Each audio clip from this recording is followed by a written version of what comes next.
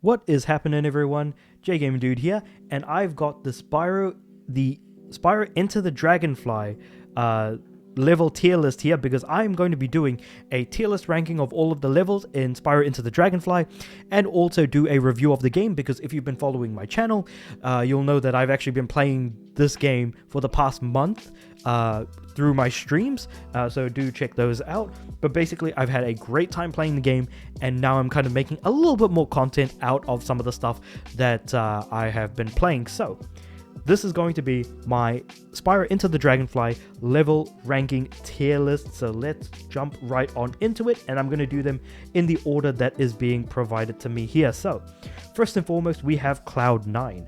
Cloud 9 is easily the worst level in the game, in my opinion, and serves as the bottom of the tier list for sure at a D rank. Now, is Cloud 9 the worst thing in the world? No, not necessarily. But the way that I've seen Spyro Enter the Dragonfly, the levels are much bigger, longer, more checkpoints, stuff like that. And so larger areas have invited more exploration, which I really like. And of course, each of the levels have like 9 dragonflies and stuff like that. So all in all, I really do think that Cloud 9 is the weakest level of the lot, because instead of allowing you to explore a large area, you just keep following the path and you'll eventually reach the end. Yes, there are some areas which allow some extra exploration, but sometimes you don't know if you're going to hit the skybox and then fall to your death, or hit the side like cloud and then realize, oh, there's nothing there, and we're just like boxed into the level. So the level design I'm not really that much of a fan of, and while the level has 2 challenges. One is, of course, Rainbow Speedway, which I think is fine. I think it's a fine speedway. It's just not particularly great, which has, of course, its time trial and race. But we then have easily the worst challenge in the whole game, which I managed to do fairly easily, but it was still like a bit of a slog to get through. That was saving the Puffy Palace, which was... I just did not like that mission at all, if I'm being completely honest. So definitely not a fan of this level at all. That being said though, next we have is Crop Circle Country. Now Crop Circle Country, I'm going to give that a solid B rank. I do actually like Crop Circle Country to some extent, but there are a few things that I don't really like about that. So let's talk about it. Basically, the level is nice and big, and I think that kind of applies to basically all the levels in the game. Crop Circle Country has got really good music. Again, I feel like we could say that about all of the levels in the game, because this is basically Copeland's best when it comes to the music that he makes for the Spyro games. The theming is really good and on point. I like the idea of, like, you know, crop circles, rip talk like aliens, UFOs, basically having, like, you know, cows that you look after. And as far as the challenges go, we have cow abduction. So you basically have to save a bunch of cows while they're being abducted by alien ship sources. And platform panic, which is basically you need to jump up a bunch of platforms to reach a top area, and you need to activate a bunch of electrical nodes along the way. Now, why am I putting this in B when I sound a bit positive on it? Well, it's because I don't like the cow abduction at all, and the platform panic challenge is fine, but it's annoying enough to where it's actually more detrimental to the level. Challenge is good sometimes. The platform panic here was just really, really annoying. Also, when I was going through the level size was partly to its detriment, because I had to like go backwards and forwards every now and again, because there are these things that I need to electrify. I forgot what they're called.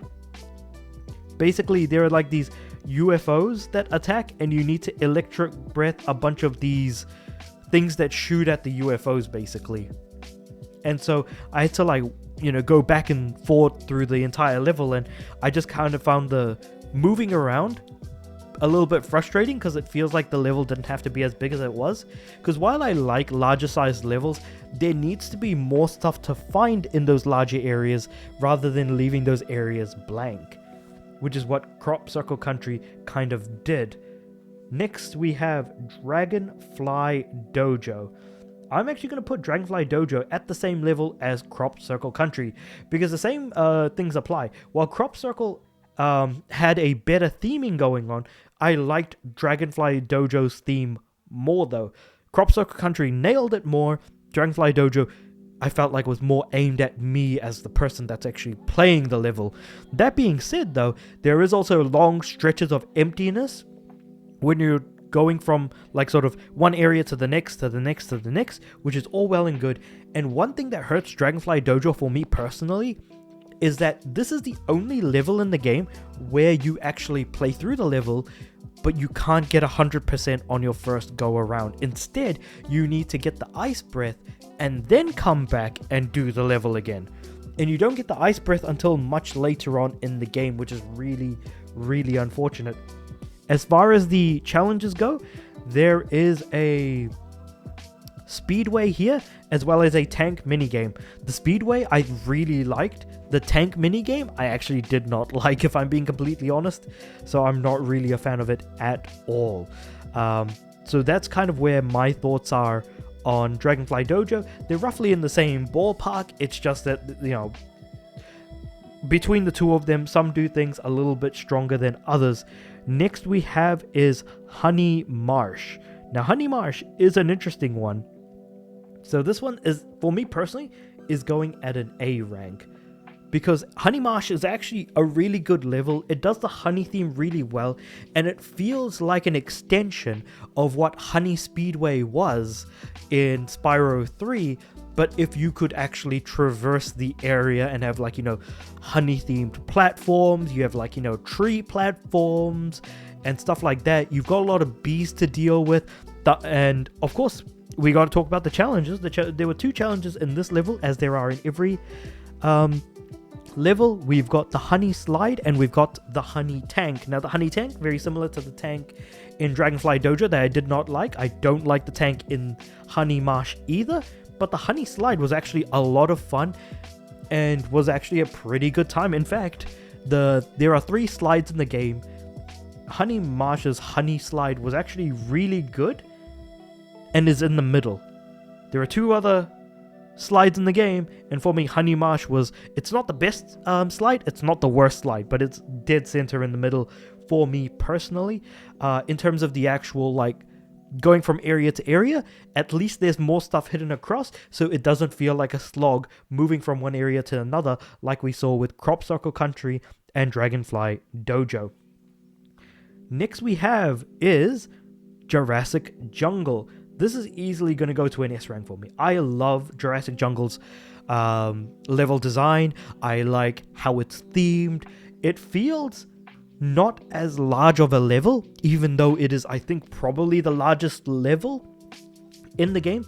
There are a couple of challenges here. We of course have the lava slide, but we also have the Tower of Scary that we need to go up to. So basically the lava slide is the best slide in my opinion. I think it's better than Honey Marsh's slide for sure.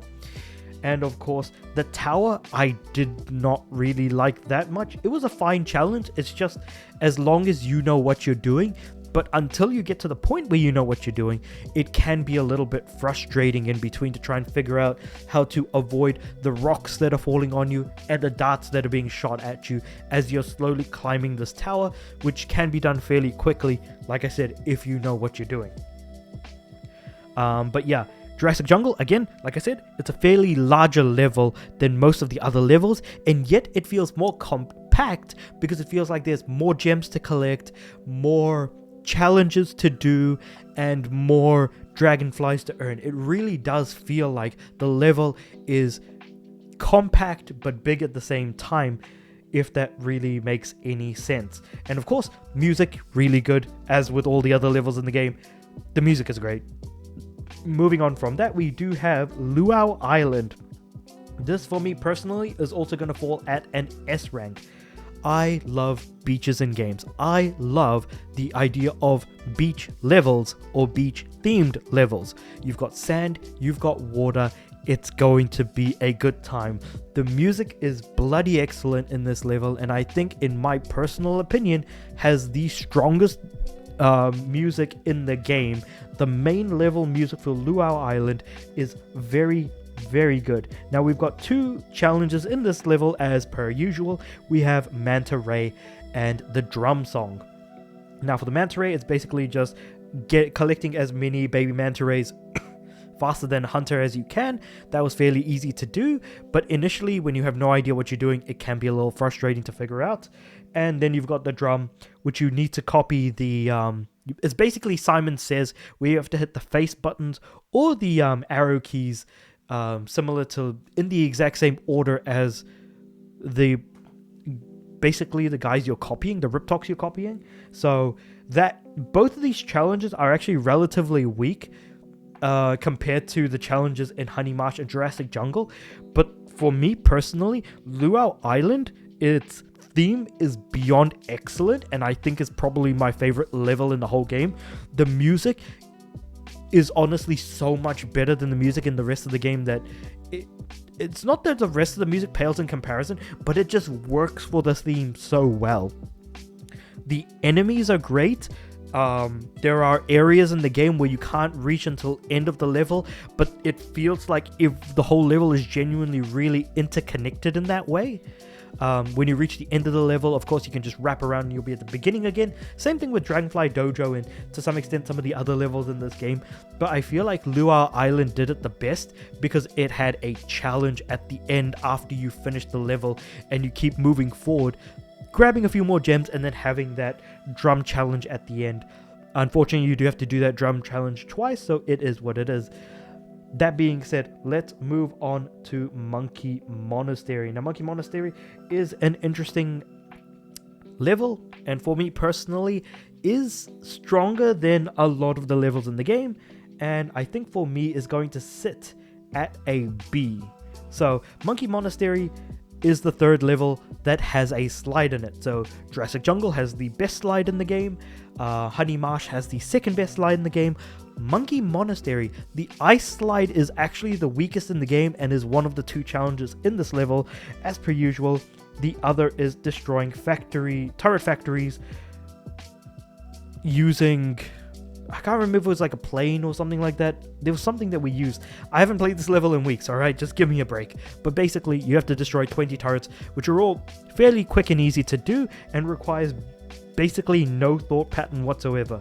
Now, Monkey Monastery for me is just weaker because it's an ice level. I don't like ice physics in levels.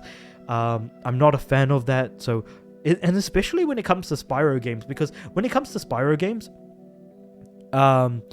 you cannot charge when you're on ice because obviously Spyro is skating on the ice, so all you can do is flame enemies to defeat them. And so you do need to be careful about movement and things like that because Spyro does move a little bit slower because you can't charge.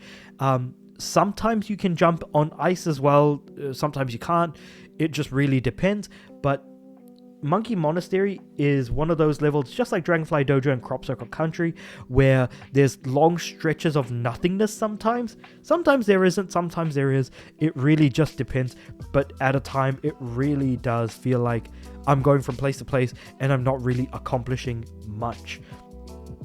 That being said, there are some, a few good hidden areas. So if anything, I would say Monkey Monastery is definitely at the top of the B rank. Maybe just barely falling short of A in my opinion. Which then leaves us with Thieves Den being the last level that I have here. Thieves Den is a really cool level. It's themed interestingly, and for myself personally, it sits at an A for me personally. So I do like it better than Monkey Monastery because there are some stretches of emptiness and nothing going around. But this is where the theme of the level comes in and where I feel like it does extremely well. Basically, the thieves that we've been seeing in Enter the Dragonfly up until this level that we've been chasing, flaming, and charging into, those thieves, like the one that appears in Honey Marsh, look a little bit weird and don't look like the thieves that we see in the original Spyro trilogy. The reason for that is because all of those thieves that we're used to seeing are in this level. So basically we have this enemy type from the original Spyro series that now have their own entire level dedicated to them, but on top of that, they are fleshed out a little bit more in this world by being like, they have a den. Their den is full of treasure, and also that the gems and treasure chests actually grow legs and start running around and doing stuff like that. I really think that that's a great addition as well. Like, I can't say enough good things about that. I think that that is a great addition to something like this. And on top of that, it's a fairly long level. In fact, I think it might be the longest level in the game. So there are brief stretches of nothingness, but between those brief stretches of nothing, there are areas that you can actually explore.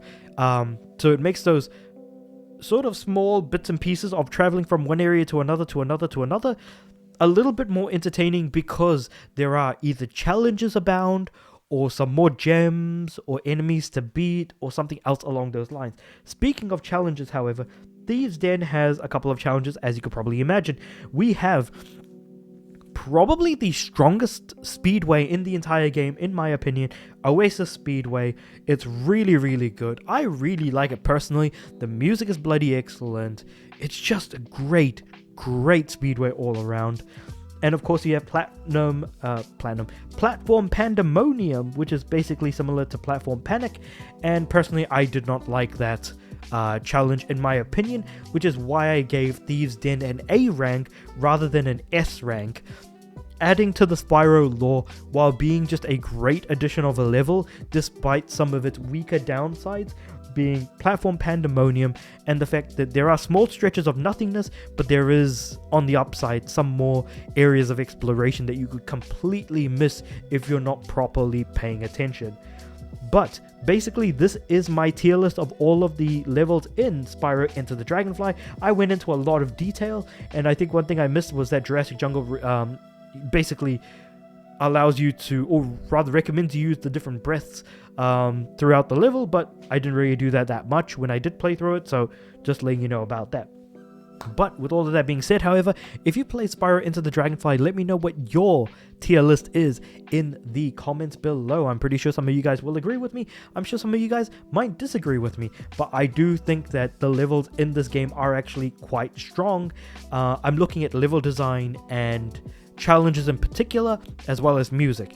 Bugs and glitches, unfortunately, are going to be in the game as a whole, so I can't really be that unfair to each individual level, since I personally didn't really get that many bugs and glitches. But you know, I suppose that's probably more of a benefit when you play via emulation. But with all of that being said, however, like I said, let me know in the comments below how you feel about all of this in the comments below. Like the video if you liked it, subscribe to the channel. I'm aiming for 500 subs by the end of the year. With all that being said, I do upload every day, so I'll see you guys tomorrow.